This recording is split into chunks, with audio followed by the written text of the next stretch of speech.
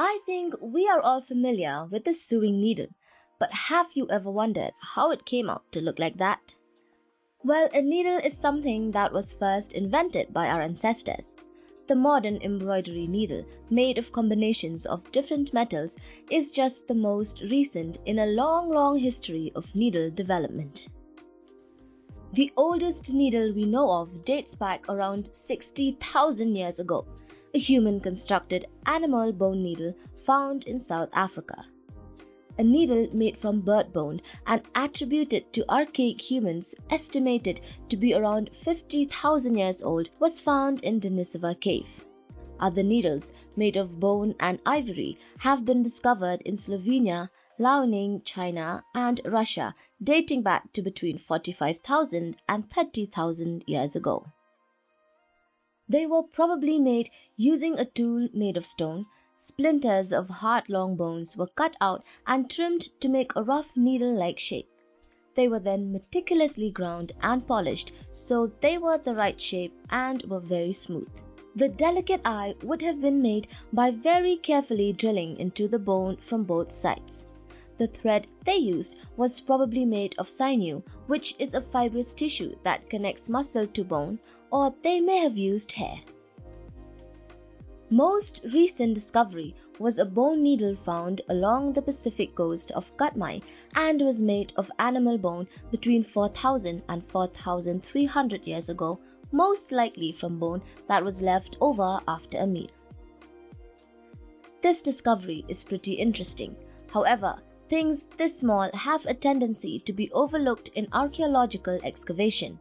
They are small, often fragmentary, and hard to spot if excavation is quick or if the samples excavated are not screened through small enough screens. These needles are strong, durable, and doesn't look significantly different than the needles we use today. Making needles like this took a tremendous amount of skill and time. Now, you may ask, what made our ancestors make these bone needles? Perhaps the person who used this needle made clothing or tents out of animal skins, or a waterproof bag or clothing out of sea mammal intestines. We can only guess at what they made since the products of their labor have not survived. Early sewing needles were quite crucial in the survival of human species, helping early humans construct more fitted clothing made of animal furs and skin to protect themselves from the elements during the most recent ice age. The needle raises other questions like, did a woman shape this needle and make it this exact size and shape to use it for a certain sewing task, or did a man?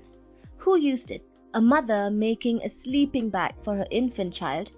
How did it end up in the archaeological site? Whatever the answers to these questions might be, this needle connects us to those people who lived before us.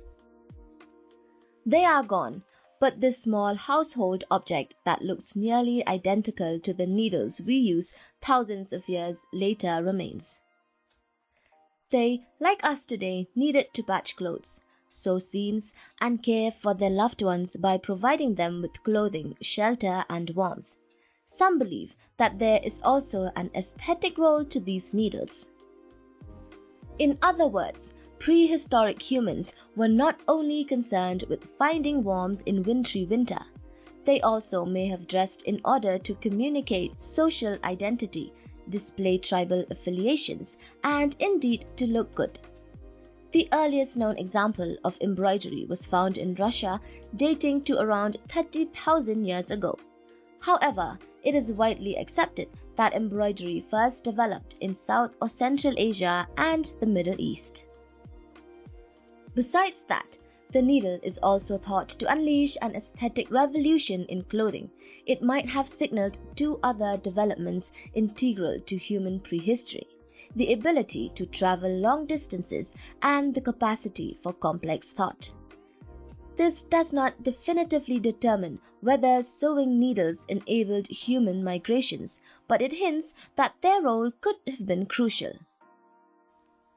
The production of these needles also tells us about the cognitive ability of our ancestors. To make them, they had to conceptualize the need for a tool like that. Then they would have to think of a design that would meet their needs, and then also find the correct materials, be it thread or hair, to use along with the tool, which is not that different from the modern humans of today. And with that, we have come to the end of the video. Thanks for watching and hope you enjoyed it. For more videos like these, check our channel out, and please do not forget to support us by liking our videos and subscribing to the channel. Till then, this is Halabella, and see you soon in our next video.